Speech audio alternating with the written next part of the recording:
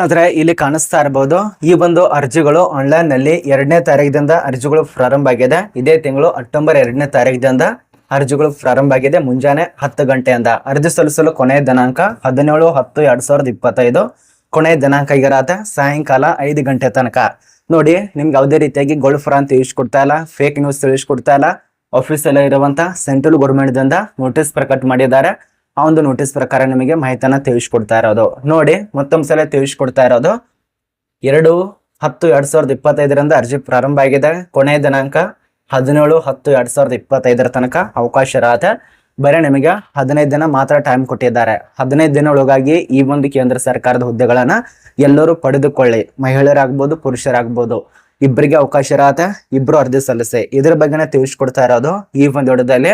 ಮತ್ ನೀವೇನಾದ್ರೂ ಅರ್ಜಿ ಸಲ್ಲಿಸಿ ಆಯ್ಕೆ ಆದ್ರೆ ನಿಮಗೆ ಪರ್ ಮಂತ್ ಆಗಿ ಸ್ಯಾಲ್ರಿ ಎಷ್ಟಿದೆ ಅಂದ್ರೆ ಸುಮಾರು 50,000 ತನಕ ಪರ್ ಮಂತ್ ನಿಮಗೆ ಸ್ಯಾಲ್ರಿ ಕೊಡ್ತಾರೆ. ಅದನ್ನು ಕೂಡ ತಿಳಿಸ್ಕೊಡ್ತಾನೆ. ಇದೇ ಒಂದು ನೋಟಿಸ್ ದಲ್ಲಿ ತಿಳಿಸ್ಕೊಟ್ಟಿದ್ದಾರೆ ಎಷ್ಟು ಸ್ಯಾಲ್ರಿ ಕೊಡ್ತಾರೆ ಅಂತೇಳಿ. ಅದ್ರ ಬಗ್ಗೆ ಮಾತಾಡೋಣ.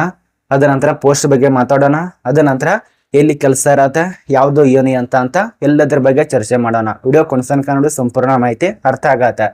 ಯಾರು ಸೆಂಟ್ರಲ್ ಗೌರ್ಮೆಂಟ್ಗೋಸ್ಕರ ಕಾಯ್ತಾ ಇದ್ದಾರ, ಸೆಂಟ್ರಲ್ ಗೌರ್ಮೆಂಟ್ ಜಾಬ್ಗೋಸ್ಕರ ಕಾಯ್ತಾ ಇದ್ದಾರಲ್ಲ, ಆದಷ್ಟು ಈ ಒಂದು ವಿಡಿಯೋ ಕೊನೆತನಕ ನೋಡಿ. ಮತ್ತೆ ಈ ಒಂದು ಚಾನಲ್ ಅನ್ನ ಯಾರು ಸಬ್ಸ್ಕ್ರೈಬ್ ಮಾಡಿಲ್ಲ, ಪ್ರಶಾಂತ್ ಅಕಾಡೆಮಿ ಚಾನಲ್ ಅನ್ನ ಸಬ್ಸ್ಕ್ರೈಬ್ ಮಾಡ್ಕೊಳ್ಳಿ. ಬನ್ನಿ ಸ್ನೇಹಿತರೆ, ಒಂದೊಂದ ತಿಳಿಸ್ಕೊಡ್ತೇವೆ ನೋಡಿ. ಇಲ್ಲಿ ಕಲ್ಲಿರುವಂತ ಪೋಸ್ಟ್ ಹೆಸರು ಅಸಿಸ್ಟೆಂಟ್ ಚೀಫ್ ಅಂತೇಳಿ ಈ ಒಂದು ಪೋಸ್ಟ್ಗೆ ಅರ್ಜಿ ಕರೆದಿದ್ದಾರೆ.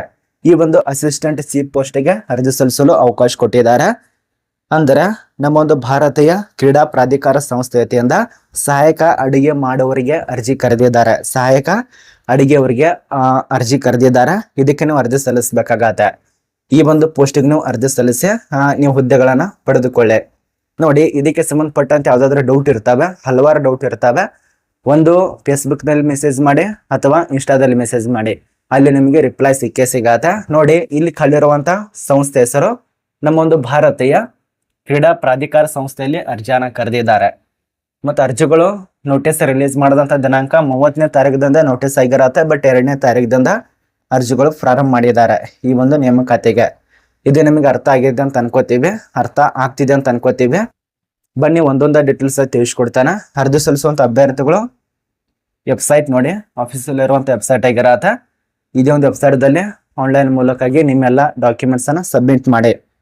ಒಂದೊಂದೇ ತಿಳಿಸ್ಕೊಡ್ಬೇಕಂದ್ರೆ ಇಲ್ಲಿ ಕಲ್ಲಿರುವಂತ ಪೋಸ್ಟ್ ಈಗಾಗಲೇ ತಿಳಿಸ್ಕೊಟ್ಟಿದ್ದೇವೆ. ಇನ್ನು ಇವುಗಳಿಗೆ ಸಂಬಂಧಪಟ್ಟಂತೆ ವಿದ್ಯಾರ್ಹತೆ ಏನಾಗಿರ್ಬೇಕು.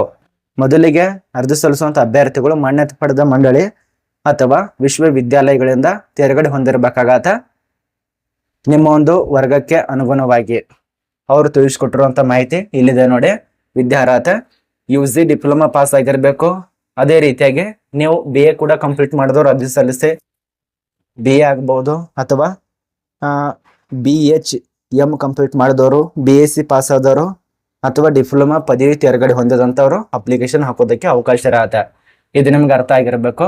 UG ಡಿಪ್ಲೊಮಾ ಇದೆಯಲ್ಲ, 2 ವರ್ಷದ ತನಕ ಡ್ಯೂರೇಷನ್ ಇರತ್ತೆ. ಇದನ್ನ ಅವ್ರು ಮೆನ್ಷನ್ ಮಾಡಿದ್ದಾರೆ ನೋಟಿಸ್ ಅಲ್ಲಿ ಇದೆ ನೋಡಿ, 2 ವರ್ಷದ ತನಕ ಡ್ಯೂರೇಷನ್.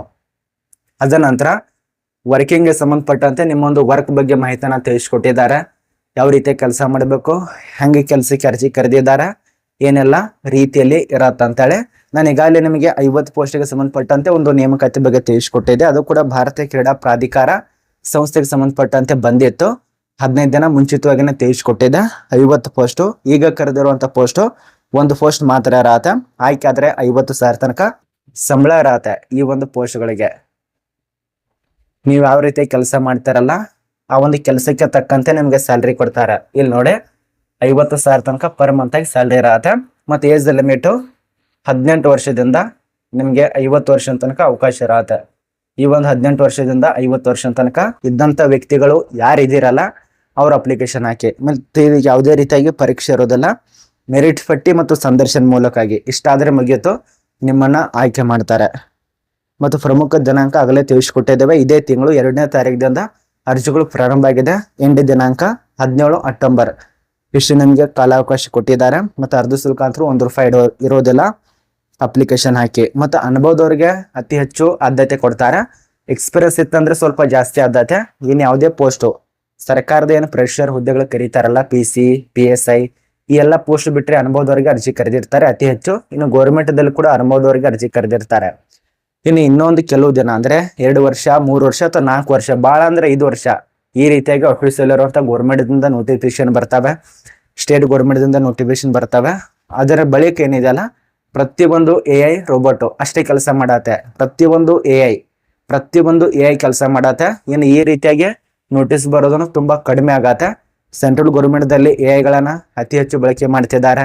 ಸ್ಟೇಟ್ ದಲ್ಲಿ ಕೂಡ ಬಳಕೆ ಆಗ್ತಾ ಇದೆ. ಪ್ರತಿಯೊಂದು ಡಿಜಿಟಲ್ ಮಾಡುವಂತ ಉದ್ದೇಶದಿಂದ ಈಗ ಪ್ರತಿಯೊಂದು ಕಂಪನಿಗಳಲ್ಲಿ AI ಕೆಲಸ ಮಾಡ್ತಾ ಇದೆ.